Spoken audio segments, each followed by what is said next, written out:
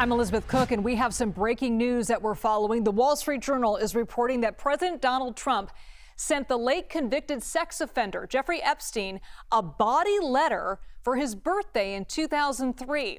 Trump was one of several friends who sent letters to the late convicted sex offender for his birthday in 2003. Ghislaine Maxwell, Epstein's friend and partner, collected Trump's letters and others and according to the documents reviewed by the Wall Street Journal.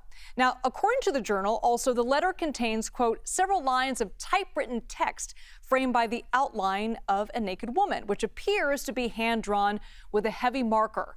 A pair of small arcs denotes the woman's breasts, and the future president's signature is squiggly written Donald below her waist. So I want to bring in CBS News Chief White House correspondent Nancy Cordes. Nancy, what can you tell us? What do you know about this?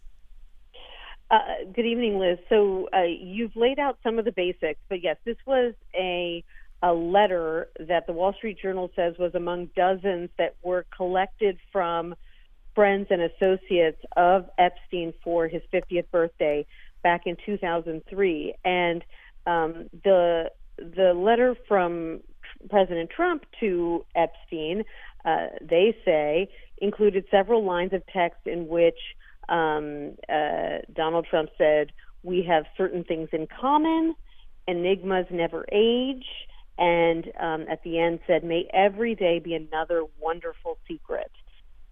Some suggestive language for a man, Jeffrey Epstein, who would go on to be convicted of interacting with underage girls and shopping them around to others. But the president is he's pushing back ferociously tonight, Liz. He has already posted on Truth Social saying that this is a fake, saying that he warned not just the Wall Street Journal, but owner Rupert Murdoch personally that he was going to sue them if they published this letter. He said he never wrote it. He doesn't know anything about it. And he said that he's going to be suing the Wall Street Journal, News Corp, and Rupert Murdoch shortly. And the vice president is pushing back as well. He, like some of the other White House aides that we've heard from this evening, is asking why the Wall Street Journal didn't publish the actual letter, if they have it, and why White House officials weren't shown a copy of the letter in advance so that they could examine it. And Nancy, one more question. You know, a vote right now is being held up on Capitol Hill over a massive budget, which would mean cuts to public media. Any word from other lawmakers? I mean, this Epstein case was the reason why this vote was being held up. Any word from other lawmakers who are concerned about the Jeffrey Epstein investigation? You know, I think that this is just going to add fuel to the fire. This is a story that the White House would really like to go away. The White House press secretary, Caroline Leavitt, said today that it's Democrats who are perpetuating this storyline. But really, as you point out, Liz, it's a lot of Republicans who have questions, who want to see, what the Department of Justice has, who thought that the Attorney General was going to release more information about the Epstein files. So it's Republican lawmakers and, frankly, the MAGA base that have a lot of questions. And this story from a news organization like the Wall Street Journal, which doesn't tend to publish, inflammatory, poorly sourced stories, especially on something as sensitive as this is sure to add fuel to the fire. And Nancy, for the viewers who are just joining us now, I want to bring up that Truth Social post. If you could once again sort of highlight what the president issued on his social media channel, Truth Social, just moments ago about this.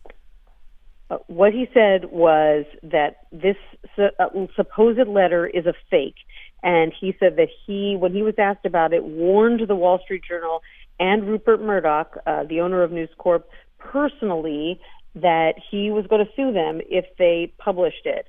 And he says that now that it has been published, he is going to sue the Wall Street Journal, he's going to sue News Corp and Mr. Murdoch shortly. And then he went on to say that he has sued multiple other news outlets and that he's very comfortable doing it again. He called the Wall Street Journal a disgusting and filthy rag that has been writing defamatory lies about him. But I just have to stress again, the Wall Street Journal hardly a tabloid and hardly left-leaning, And, you would imagine how many layers of scrutiny a story like this, with all the obvious sensitivities, would have to go through before it was published. And President Trump spent most of this week really trying to get this story to go away, Nancy. Obviously, it's late where you are on the East Coast. This story is going to dominate the headlines probably tomorrow. What are you going to be looking for? Well, we'll obviously want to know how the White House is reacting to all this and how the Department of Justice is reacting to all this. You would imagine that that something like this, a book that was put together for Jeffrey Epstein, where not just Donald Trump, but allegedly many bold-faced names would have probably contributed a letter or a memento of some sort. There'd be questions about whether the Department of Justice also has this book in their possession, how the Wall Street Journal got a hold of it, and how the White House is responding to this, and what the president is going to do now, because he has been arguing that it's Democrats who are somehow perpetuating this story, when really this originated with a dispute within his own Department of Justice between Pam Bondi, who had originally suggested that she would be releasing more of the Epstein files, and has now pulled back from that, which angered the deputy FBI director Dan Bongino, and that sort of blew up into a controversy that kind of spilled out onto the front pages. And so there is this ongoing question about what they have and whether they're going to release it, and whether the president is in any way blocking them from releasing it. Something that a lot of MAGA voters have been asking questions about for years, and who really thought if President Trump ever made it back into the Oval Office, that perhaps that would be the opportunity for them to be able to see these files that they've been so interested in. And so there's been a lot of disappointment about the fact that so far, at least, that hasn't turned out to be the case. Nancy Cordes, thank you so much. Of course, you're going to be live on all the platforms coming up tomorrow with this breaking news story. And if you're just joining us, we're reporting breaking news. The Wall Street Journal reporting that Donald Trump sent Jeffrey Epstein a bawdy and very suggestive letter to the sex offender for his birthday in 2003. Of course, we're going to help follow the very latest on all of our platforms, including here on CBS News 24/7 and on CBSNews.com.